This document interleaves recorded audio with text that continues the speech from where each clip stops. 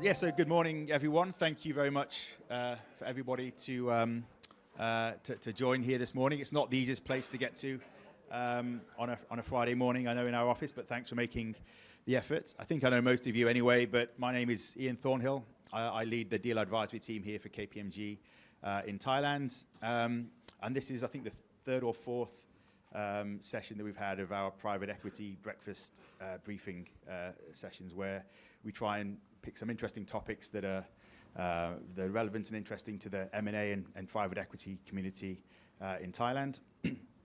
And today the topic is around value creation, which is increasingly important in the current environment. So I've been working in M&A now for sort of 20 plus years, and the model is very different from 20 years ago, where it was all around sort of buying low and selling high. In the current environment, that's not really feasible. So it's all about now buying at a fair price and then adding value. And that's really key in terms of being able to have a reasonable exit. So I'm sure you all know what value creation, have your own views, and often bombarded by people like us and other advisors talking about value creation in theory. We're trying to make it a little bit different today by talking about the practical aspects of it. And we've got a couple of great clients to join with Jim Thompson and Victoria Tyres that we've worked with on value creation projects and have been through that journey. So hopefully make it more tangible and useful for you all. So let's just move on to the next slide. So this is the KPMG deal advisory team, all the sort of partners and directors. I think you probably know most of them. We have a full service team. So anything to do with deals, strategy, restructuring, one of these people can help, so reach out. But the most important people on this slide and in real life, they're sitting over here. So we've got Frank Canceloni, CEO of Jim Thompson, and Alberto Lalumia, the CFO of Victoria Tyres. They'll have the opportunity to introduce themselves in a bit more detail later, but again, thank you very much for joining. And I know that you're all wanting to listen to them more than listen from me, so I'm going to move on quickly. Just briefly on the agenda. We'll start out with, as always, I'll hand over to Dominic for a brief outlook of the M&A environment here, recent activity and the outlook in Thailand for M&A. And then I'll hand over to Matt, who's our lead partner for our strategy and value creation team.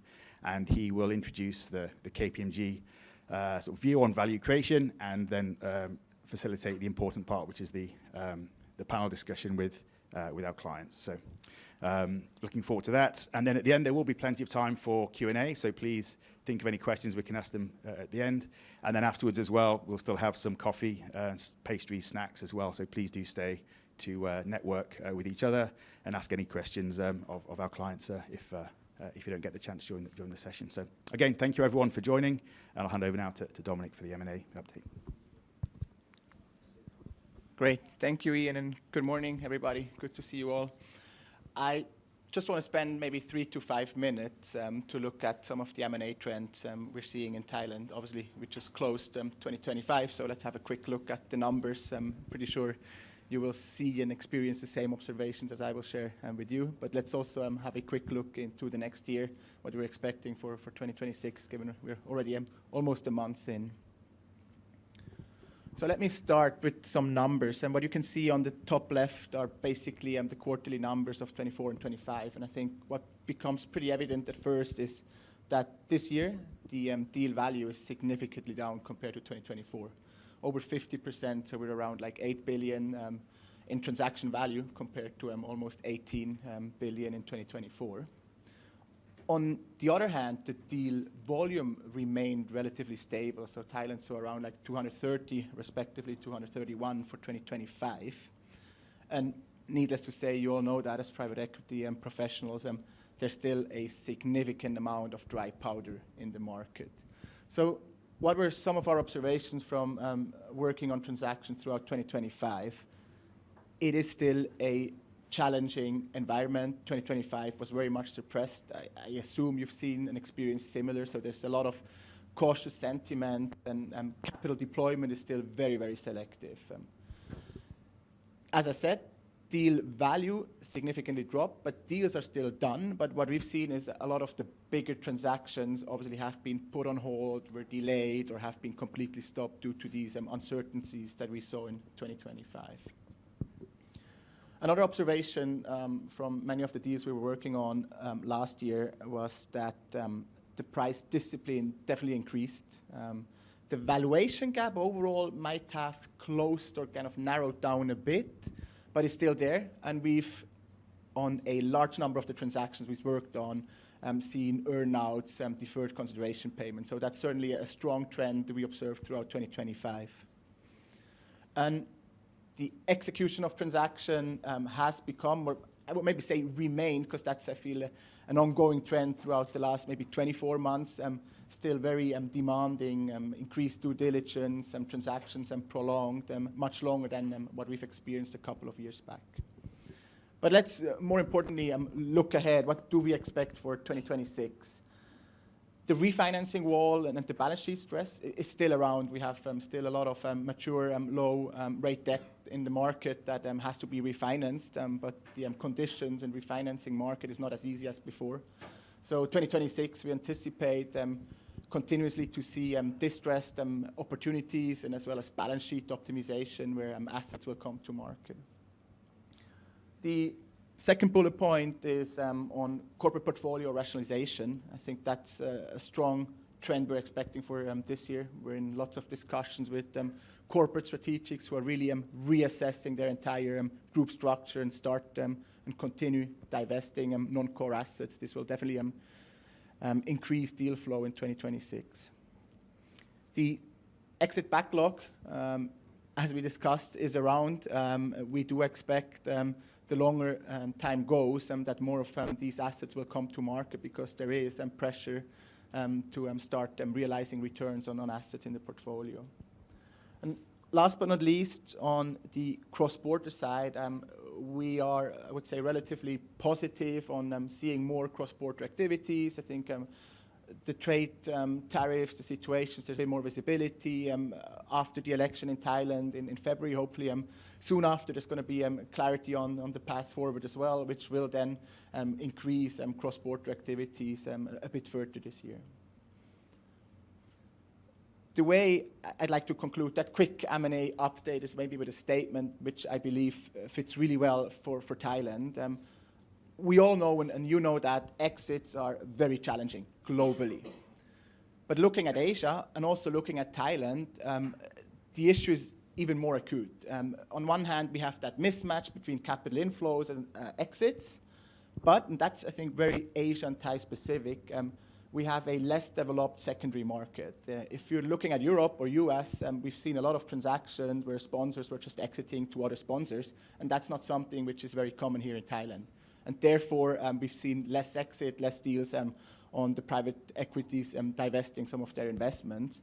But, and it's maybe not something I have to tell you, you know that, LPs are pushing more and more pressure on to realize some returns, and we are expecting, and we've already started seeing that there are assets coming to market, obviously, that are maybe sold below initial expectations, and expectations are a bit lowered as well. Before I hand over to value creation, the reason why we're here, very quickly, maybe on the marketing side, the numbers you've seen before, we've just released late night our M&A quarterly newsletter. You should have had that in your inbox, or will get it into your inbox. If you're not on the distribution list yet, please feel free to reach out to me. And then the last one, if you also haven't seen that yet, end of last year, we've released our second edition of the Doing Deals in Thailand publication, where we've interviewed lots of business executives, C-level management, where they shared their expectation, and there are quite valuable insights in terms of industry trends and what they're expecting in terms of their own deal activities, etc. So please scan or reach out to us if you don't have access to these documents yet. But now let me hand over and gradually go into the value creation topic, and Matt, please. Thanks, Tom. Good morning, everyone. So before we get into the panel discussion, which is the highlight of this morning, I just want to give a couple of quick slides on value creation. And I know many of you I've pitched to, and you've seen all these KPMG slides. But I do think value creation is a big buzzword. It has been for many years, and people have different understandings of what it is and isn't. I just want to be very clear of how we see it at KPMG, and that is increasing both EBITDA and multiple. Obviously, typically for KPMG, this is where we're focused on the EBITDA, which I think would be the same for many of you as PE. And that is revenue enhancement, cost optimization, and cash flow optimization. Okay, so that's our methodology, how we focus on it. We are getting more inquiries, actually, a few recent ones from clients about can we help on the multiple side. It's not something we have deep experience in, but we are starting to explore that and see how we can help. So that's kind of KPMG's approach. And then we've been releasing a number of series recently on value creation. Again, some of you may have seen it in your inboxes. But we've done some very interesting analysis. So this one is a publication called the M&A Dance. And we analyzed, I think it was over 600 or 700 transactions between 2013 and 2022. These are public listed transactions, M&A deals. And what we analyzed was what happened to the share price in the run-up to the deal and post the deal. Okay? And what you'll see is pre-deal, obviously lots of excitement, announcement date, and you're at a peak. Once the deal's happened, there's a natural fall off, and I think that's not uncommon. But I think what's more interesting is we saw that in the 21 months preceding or post transaction, there was significant destruction in that shareholder value. So yeah, you'll see the statistics down here in the bottom right, a 7 percentage point decline in the total shareholder returns after deal. What does that mean? That means that in many deals, acquirers are struggling to implement and realize the value that was maybe announced and quantified early on in the deal stage, okay? So again, it connects to our discussion today about actually how hard it is to really deliver and implement on some of these value creation topics. And then again, just another slide I wanted to share with some more statistics. So again, we've done a publication about value creation for PE, so very relevant to you all, so please do look out for that one. And as Ian and Dom already alluded to, exits becoming more difficult, deals becoming more challenging. This is the mean holding period for buyout-backed exits. Again, this is a global study. We interviewed a number of PE houses, looked at a number of transactions. And yeah, you'll see that holding period is creeping up to, around 6 years recently. So again, as Ian and Dom both said, challenging environment, valuations are more difficult. It means that you're having to focus on longer-term sustainable value creation improvements rather than those shorter-term cost-cutting and then exiting at a higher price. And that's some of the key takeaways we have here on the left, that in today's world, the traditional value creation approaches are no longer as relevant, and PEs and others really need to focus on broader value creation initiatives. So things like one-off SG&A and procurement savings, which still very relevant and powerful value creation levers, but you can't stop there. They have to be sustainable long-term. Geopolitical instability, I'm sure you're all experiencing this in your portcos, really disrupting businesses, supply chains. Again, you're not going to fix that in the short term. There needs to be longer-term approaches.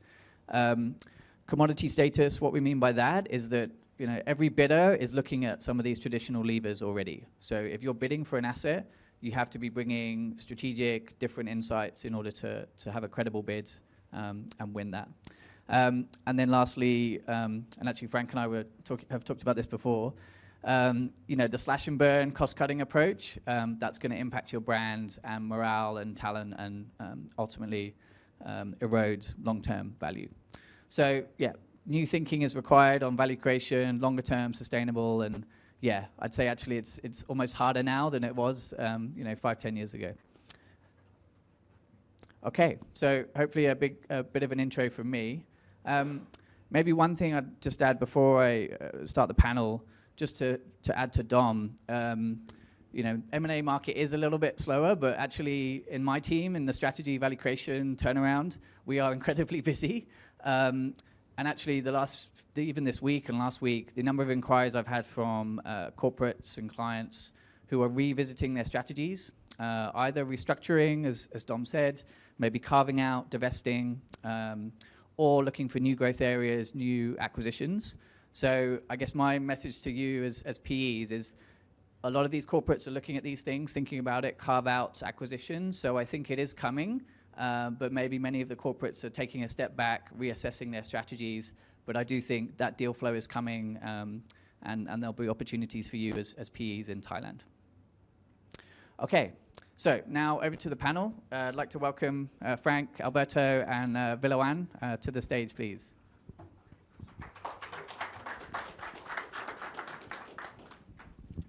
Frank, please. Sit there.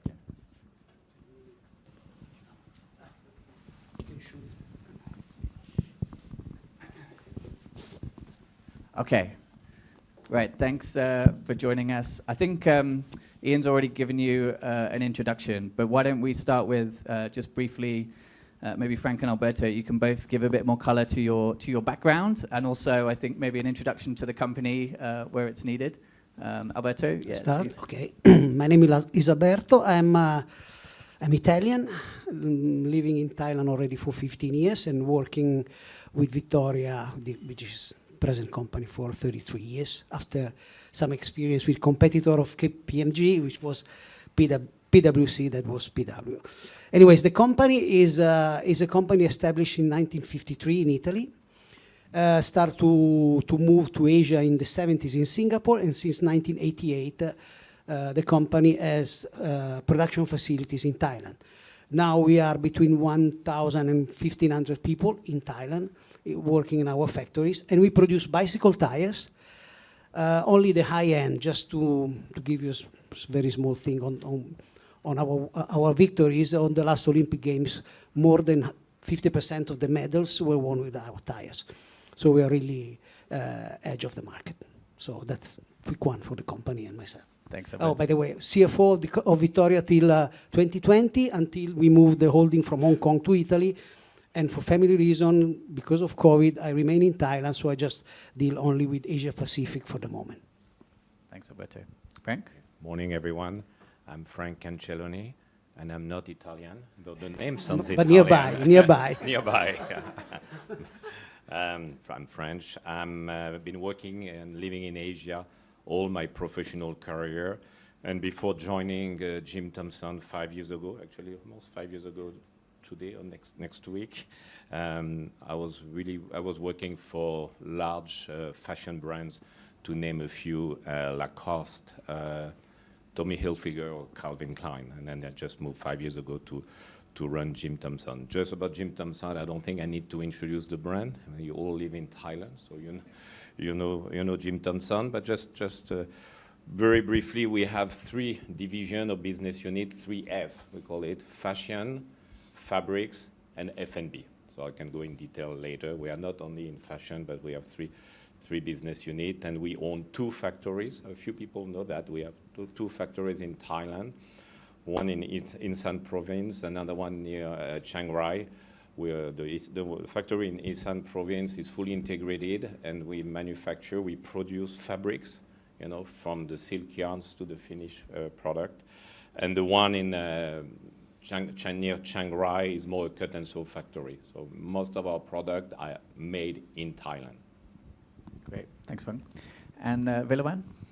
Yeah, so my name is Villawan. Also, although my brow is my hair is brown, but I'm definitely not a part of European, so I'm Thai. I'm associate director at KPMG, and I have an honor to work with these 2 clients. So very grateful to be here and sharing some experience. Thanks, Villawan. Okay, so we're here to talk about value creation, and I think both Frank, Alberto, you have 2 different value creation stories and journeys. Maybe Frank, I can start with you. If you could set the scene in terms of your value creation journey. You mentioned moving here 5 years ago in COVID. I remember the first call we had, you were in quarantine. Maybe share a bit about when you landed and the journey, the value creation journey that you started at Jim Thompson. It was an exciting time. I remember landing here. I've never met the board of director. I was hired without meeting them because, as you know, I was based in Hong Kong, so I was what we call a Zoom hired. So I met the board face to face when I came out of quarantine. It was a very interesting experience. Again, as you all know, I mean, there was a lot of challenges for Jim Thompson during the COVID because we depend on tourism, and the company was almost going bankrupt. I mean, of course, I had all the information from the board during the interview, and I decided to take up the challenge, you know, on that. So, most important when you join a company in such a situation like dire straits, you know, whether the company will survive or not. I look at the two assets of the company. I mean, each company has two assets. One, obviously, are the people, and the other one is the brand. And what I did the first few months, I take the pulse of the people, of the associates, just to give you an idea also. Before the COVID, we had 2,300 associates or employees, and when I joined, I was 600. So needless to tell that the morale was quite low. You all know that, you know, unpaid leave and a lot of downsizing. So we had, I mean, we took the pulse of the associate to know where were the issues and we should address it, but it's not the point today. But that was very important. And then the brand. I mean, the brand is our biggest asset. And then also we conducted another survey with people living in Thailand, Thai and non-Thai, because tourists, they know us. Anyway, there was no tourists at that time.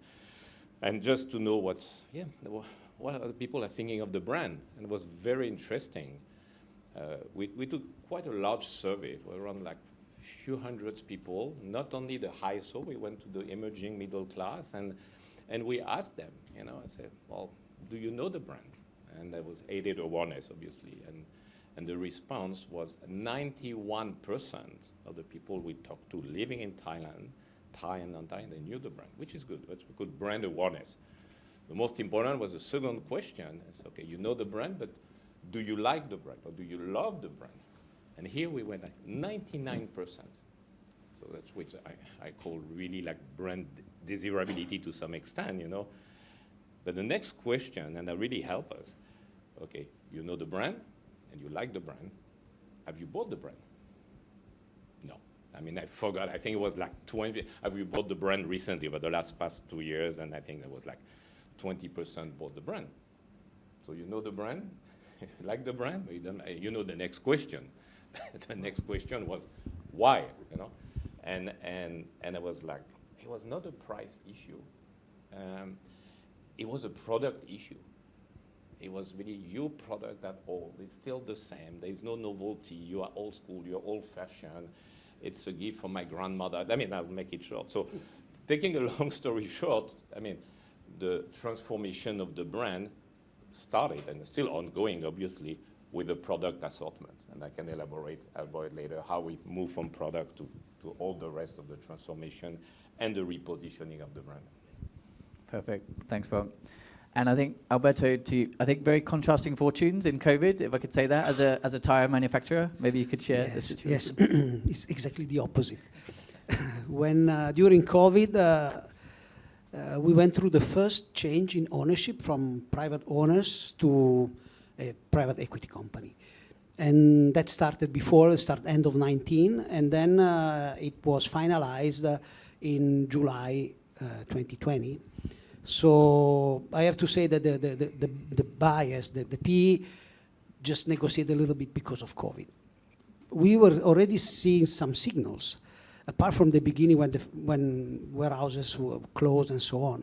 Actually, starting 2020 till 2022, for 2.5 years, we had the booming. So bicycle market went up to the sky. Everybody was buying bicycle. We were selling everything we could. So we were swimming in cash. We were making investment. We made a bike park in Italy, and we bought a new land in Thailand, and we built a new factory. So we double up the production. We double up the people in marketing, sales, production everywhere. And that also was during, you know, I saw the year of the private equity. The private equity bought us in July 2020, and they sold us in 22, 2 years, making 5 times. So partly was because they bought cheap, but also because the company was really booming. So free of debts, big cash flow, and so on. Second round, the new private equity came paying 5 times, And in that case, the first one just on equity, the second one leverage, because also the business plan was very, very nice, very ambitious. And the numbers we have, the portfolio order, even in 22 was full. And then, we say, excuse me the French, but the shit hit the fan. So it was a disaster, because then market was back. You know, people that never use a bike, they were buying one. You just refurbish the old one, but then that was it.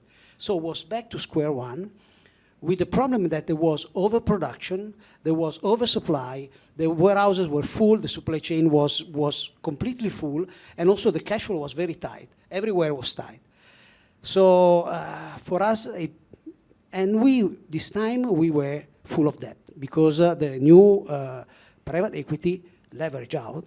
So high interest, high exposure, covenant with the bank, and then problem was there. So what to do? There were two aspects. One was, let's say, the one outside Thailand, so sales and marketing, which were not there from here. So we left that alone, because they thought that they were good enough, and then they didn't need any advice so far. So we just took the production aspect. Now, what was the challenge? The challenge is that we had a lot of capacity, which was not full. It's not so much in terms of workers, because for us, workers are very flexible. We don't need to dismiss anybody, because on the lower level, we have good turnover. But we need to keep the supervisor, the shift leader, the managers, because that is where our know-how lies. And so the way that we saw is that, we need to be more efficient. Why? Because we don't have price problem, because as I said, we sell high-end, expensive, where we have a fair market share. But to fill up the factory, we have to go one step below, middle level, and to be competitive, we had to look into production costs, which was never our problem. Our problem was quality, performance, and during COVID, output. We had to produce enough, never the cost. And then we say, well, now we have to come back to earth, and if we want to overcome this problem, we have to make sure that the factory get filled up. And to be filled up, we need to reduce production cost. And that's why came our friend here, and then we can go on later on the pod. Great, thanks Alberto, really interesting. And Bilawan, from your perspective, I think you joined KPMG, my team, 5 years ago. Maybe share a bit about your journey in value creation at KPMG in that time. Yeah, so I think before, a lot of speakers already mentioned that how we do value creation have been changed a lot in the past compared to now. So in the past, how we do value creation is typically the request that we get is we request that the client are requested us to come in and do the rapid diagnostic to come up with what are the potential value creation upside, what are the initiatives that they can bring to implement, and where is the opportunity lies. And then we produce the report and hand over to them. Nowadays, it's all changed. The client are asking more and more how actually we going to deliver that, how we hit it into the P&L, not just the number in the report, but it's really flow into our financial statement. So that nowadays question. So that also shift the model on how we do value creation from, reporting to the client and change to support them in the implementation project, which I think for me working with Jim Thompson and Victoria, I spent almost more than 12 months or even 18 months to support along those journey with their success fee model. So by doing that, so the focus of how we do the project is shifting a lot from just do your analysis, but no, show me the value, show me the number. So that's how it's changed. And to enable that, we also change in terms of, AI technology is a buzzword that everyone talking about, right? So over past 5 years, we also developed the platform or the capability in AIs and data analytics too. We have over 300 of the analytics building block in the very specific details brand, customer sentiment, procurement optimization, inventory optimization, very detailed where we can get the like data from the client, the big data, throw into it, and we quickly see like the rough potential upside. And then after we roughly get that number very quickly, the real focus is sitting down with them, planning on how we actually realize that value, come up with an action plan, and how would we prioritize each initiative, and what are the detailed action plans, owner, how we're going to drive that, and monitoring it with the KPIs to make sure that we hit it, we see the progress every month. So that's how to change. Yeah, thanks, everyone. Yeah, getting more demanding, right, clients.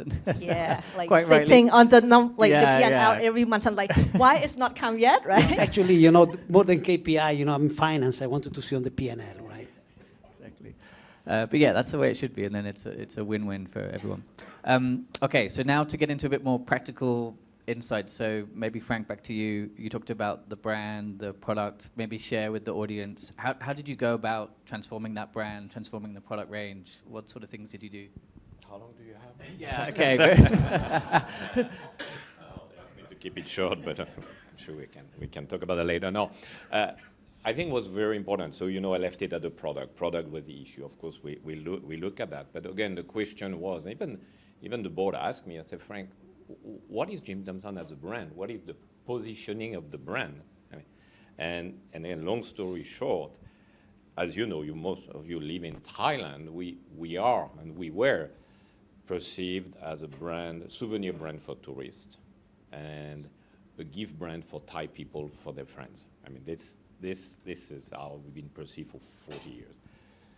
The transformation, what we're doing right now, because you don't do a transformation in a few years, it takes time. The vision is to become the first global lifestyle brand coming from Asia, originating from Asia. We have two benchmarks, and we're aiming high. One is in the US. The lifestyle brand is Ralph Lauren. I mean, as you know, Ralph is in fashion, is in F&B, is in home, and in Italy. I'm not going to quiz you, Alberto, but I should quiz you, actually. We haven't rehearsed. So there's an Italian brand, which is a global lifestyle brand. It's Giorgio Armani, obviously. Armani, is in fashion, hotel, restaurant, and so on and so forth. But now we all live in Asia. There is no lifestyle brand originating from Asia. I don't think Uniqlo is a lifestyle brand. I don't think any China's brand lifestyle brand. A lifestyle brand, by definition, unlike a luxury brand, we're not a luxury brand. We tried to be luxury brand at some stage, but I won't go in detail today, but it was not the right path. A lifestyle brand is very inclusive, unlike luxury brand exclusive. And the lifestyle brand, for us, I also realized that I talk about fashion, F&B, I talk about manufacturing, about fabrics, but we have also the Jim Thompson house. Let's not forget that. I mean, just FYI, it's the 6th most visited attraction in Thailand, more than 350,000 people every year.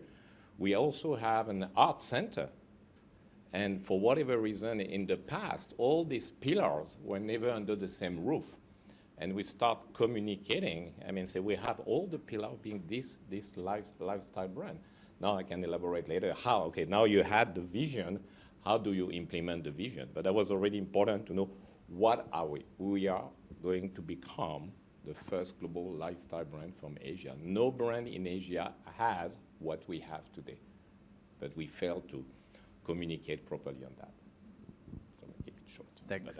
Can Frank can talk more if you want to catch him afterwards. Thanks, Frank. So Alberto, maybe coming to you, similar question. We worked together on the production cost optimization. Maybe can you share some of the things that we did together and how we went about it? Yeah. Yes, the approach was completely different because, as we said, brand, sales, and so on were not touched, were not part of the scope, although probably there is a lot to do also there. But we concentrate on the production. And then the approach from KPMG was very pragmatic. They had people, experts, to go to the shop floor. They assisted us for, actually the project was about 2 years, but for, let's say, 1 year, they were constantly working with the production people on the shop floor. With data, but pragmatic. And also we had 2 more teams, well, one that was divided in 2, that worked more on the administrative side for S&OP, and procurement, which were the other aspect. The key for us was that it was a project in a factory with over 1,000 people. You don't go up to the last worker, but actually the message should also reach the last worker. So compare with the approach of some other that we inquire, maybe even better brand than KPMG, they were a bit more high level. We Expensive, right? as well. More expensive though as well, I'm sure. Well, cheaper, but no, actually, the approach that finance, we don't like consultants. They are always over expensive and they deliver nice presentation. But with them, we say no. We go on success fee on a percentage on the saving. So it was a win-win for both sides because the more we pay, the more we save. So I said, okay, up to you. So we make a plan, and then we monitor the plan, and we see the results step by step. So those three teams were divided, but the important for us was to have a constant presence to make sure that the message was really going to the people and local speaking people in our case, because if you have foreigners, if you have only foreigners there, that would have been complicated. Thanks, Alberto.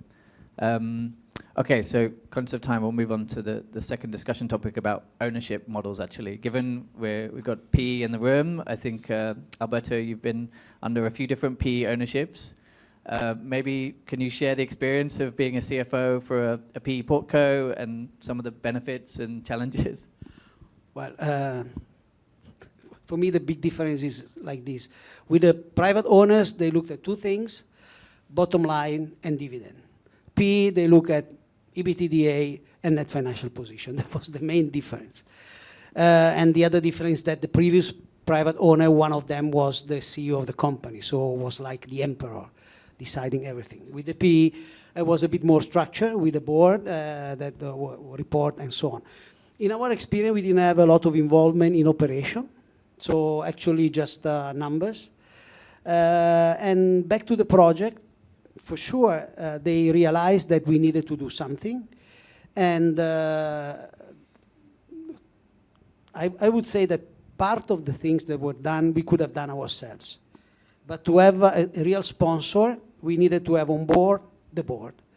And also to have a brand, in this case it was KPMG, helped to let it pass through. And last point that was also important, the fee structure, because on a small company like us, sometimes fees hit the P&L. So how we structure it was accepted and was a fair one, and that's why it came from the CEO, from the board, from the CEO of finance. We were all involved. Otherwise, it would have been not so easy to let it pass the message and let the message stick also down at other levels. Thanks, Albert. And I think part of it was the PE owners as well driving this program and the cost optimization and improving. Well, as I say, the board was the sponsor. Of course, the CEO had the first input. We were coming on a very tough moment where we finished a factory. So one problem locally was that we are very busy, because when you finish a factory, you have to fill it up, you have to start the production, which was done in that year, in 23. It's not that you have few things to do. And a project like this is very challenging in terms of time consuming for the consultant, of course, but also for all the managers. So we were busy in producing, trying to save something here and there, and also implementing this stuff. So you need top-level sponsor. Thanks, Alberto. So Frank, again, maybe contrasting the ownership structure of Jim Thompson, very private, very family-owned. Maybe I probably will answer a question that probably you're wondering, who owns Jim Thompson? You know, no one from the family. Jim Thompson didn't have any children, so at the board or shareholder, no one from the Thompson family. It's privately owned, you're right. We have 150 shareholders, very fragmented, and most of them, I would say 95% are Thai. So really not family owned, but I would say Thai owned. Now, the expectation, totally agree with you. It's from the shareholder. They come once a year, you know. I shouldn't say that, but I'm going to say the goodie bags. What's in the goodie bags? But more important, the dividends. Now, back to the relationship with the board is very interesting. The board has been extremely supportive during this transformation journey. I mean, until today, because as I mentioned, you don't transform a brand overnight. It takes time, you know. We made some drastic decision, and one of them that was very difficult was to because the board of the previous management, they didn't want to work with consultant. I said, no, we don't need consultant. And then when I joined the company in the middle of the COVID, I remember this building, we have a huge building in Soy 93. It was a ghost building. I mean, everyone was gone, you know. I felt very lonely, you know. Huge issue of inventories, limited cash flow, really no one. I mean, so help. I called KPMG. I knew of them, I mean, from my time in Hong Kong.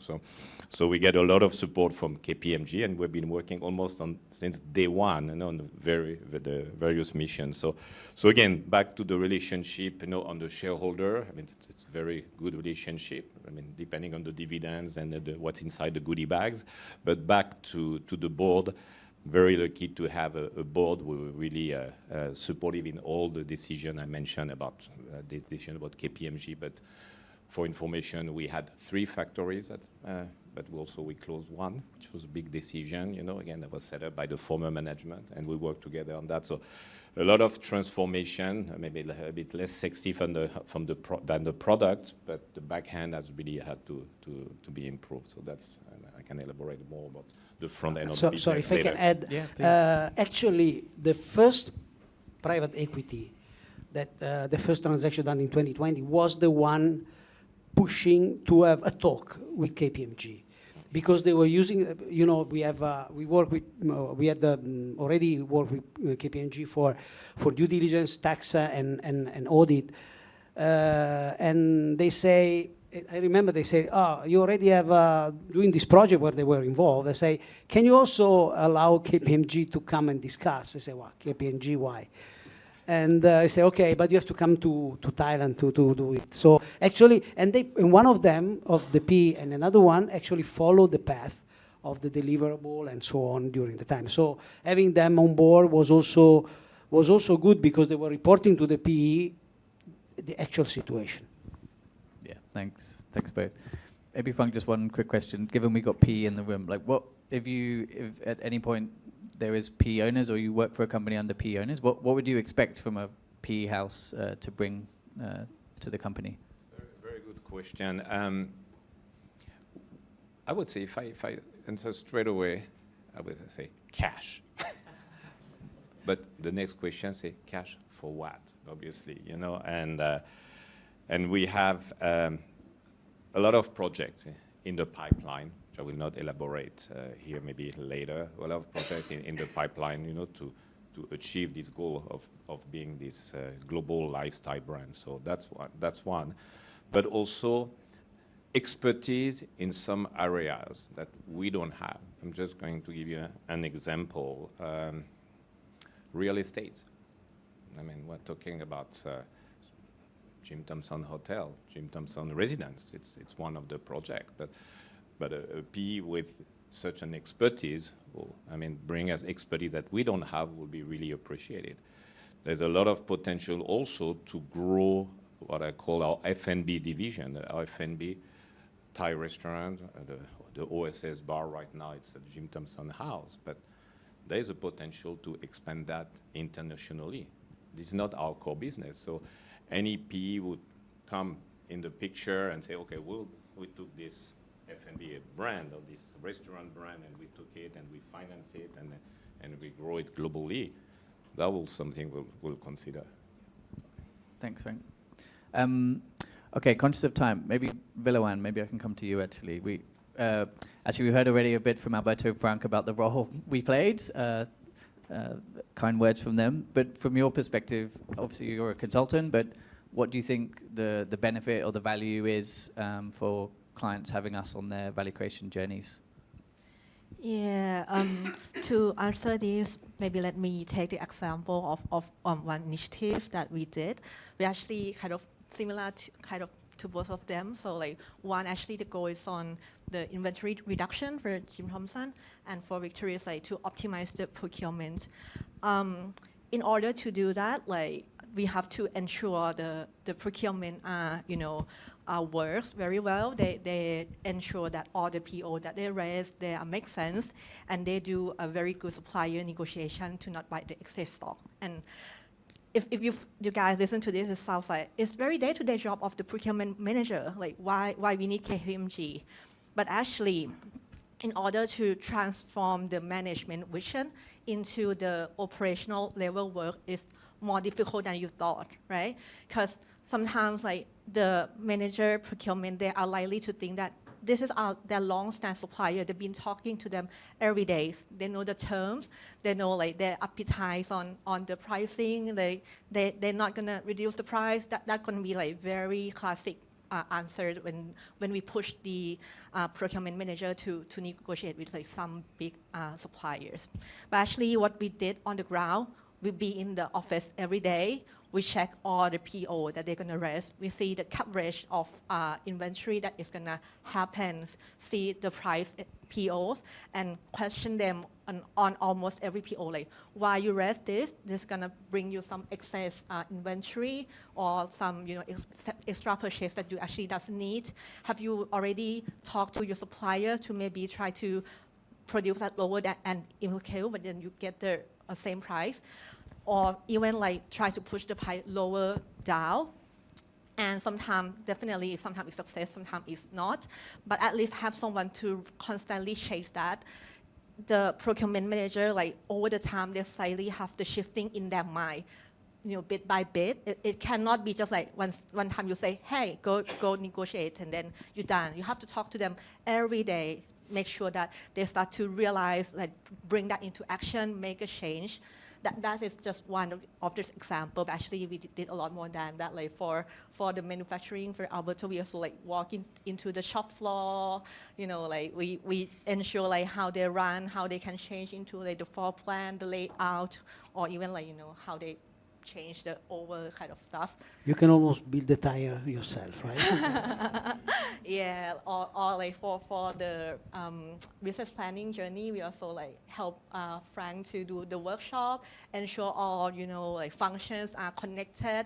They push them through like and challenge to idea, following all the actions and delivering. Make sure everything is hit the KPIs, and try to challenge them to go even further in every day on the ground. So we make sure we get our success fee as well, right? Right. But actually, that's why it's important, right? Yeah, You align the incentive between the company and us, so we go together and have the one direction. Yeah, Villawan did not make many friends in the procurement departments at these companies. I remember KPMG says no was a common term everyone used. We didn't let them order She something. made me friends. Yeah, exactly. You've got the friends here. That's even more fun. Frank, Albert, anything else you wanted to add, good or bad? We're open on the role of advisors or the value that we bring. No, again, back to the relationship with KPMG. Usually, we hire consultants for two reasons. We don't have the resources, and or the expertise. And when I joined Jim Thompson, I didn't have the resources, and in some areas, especially manufacturing, I had to manage 3 factories, and I never managed any single factories my whole life. I needed help. So again, that was how we started, but I mean, we're not here to promote KPMG, but we have been working with them for 5 years, so obviously it says it all. But really something that, again, working with other consulting company previous life in Hong Kong, what really the openness for success fees, very important for us, and also for the board. I say, okay, we're going to work with them, and what's in for them and for us. I mean, having skin in the game was very important, and the fact that you guys were open to that's very important, and also a very much hands-on approach. I was very appreciated, and still appreciate as of today, because we are working on a mission as we talk. So, and we have a call later. So yeah, that's to summarize our relationship. Thanks, Frank. Okay, conscious of time, and I do want to leave time for questions. Maybe final question before we open to the floor. What keeps you awake at night? We talked a lot earlier, Dami, about all the challenges globally. I know you've both been through some challenges. What's keeping you awake right now, Alberto? I can start. The thing that would really keep me awake is that we have a few bad accidents in United States or Canada. Because, if you fall down because of a tires and then you die or become paraplegic or whatever in US, that would cost millions, and we are covered for that. But if you have 2 or 3 accidents, then the insurance company would cancel the policy, and it would be almost impossible to find another one.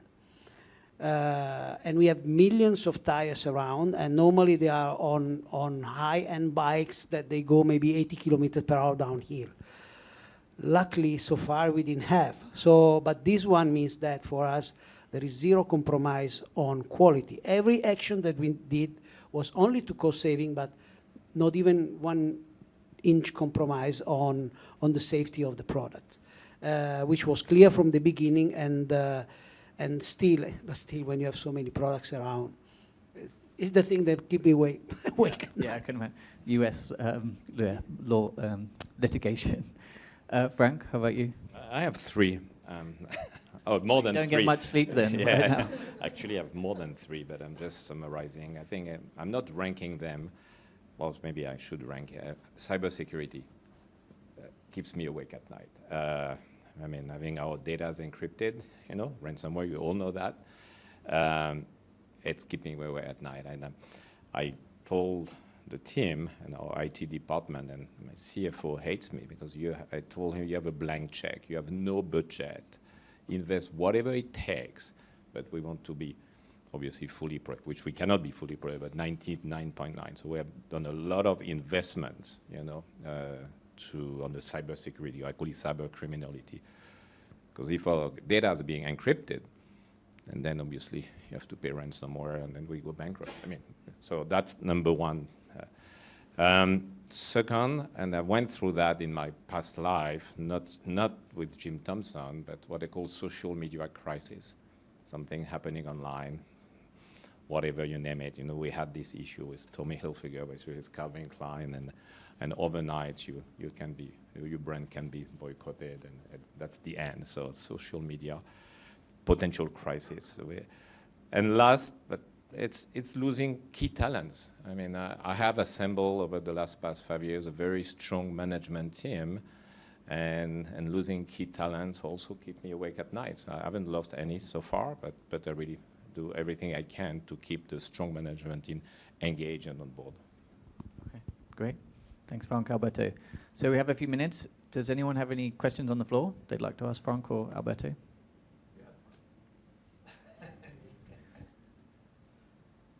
No? Okay, maybe everyone's ready for coffee and snacks. Okay, well, then thank you so much, Frank, Alberto, and Vilawan for joining the panel. I think a really interesting discussion. Hopefully you got some real practical insights into what value creation journeys look like. Frank and Alberto will be sticking around for coffee afterwards, so please feel free to come and grab them afterwards for a discussion. Okay. Thanks, everybody. Thanks very much. Thank you. Awake. Ian, maybe over to you. Yeah, no, thanks. Just very quickly, thank you very much, Frank and Alberto and Vilawan. I hope you all found that as interesting as I did. I think it was really great to hear that practical experience. I think hopefully one of the key takeaways will be that when we talk about value creation, we're not 2 things. We're not just pretending that we know your business more than you do. It's clear that you guys are the experts in your business. We have pockets of expertise, and we work alongside, and we can help facilitate things and make things really happen on the ground. And we're not just going away and doing some analysis and giving you a report. And I think that was really that came across really well. But I think when we talk about private equity and value creation isn't something that we do.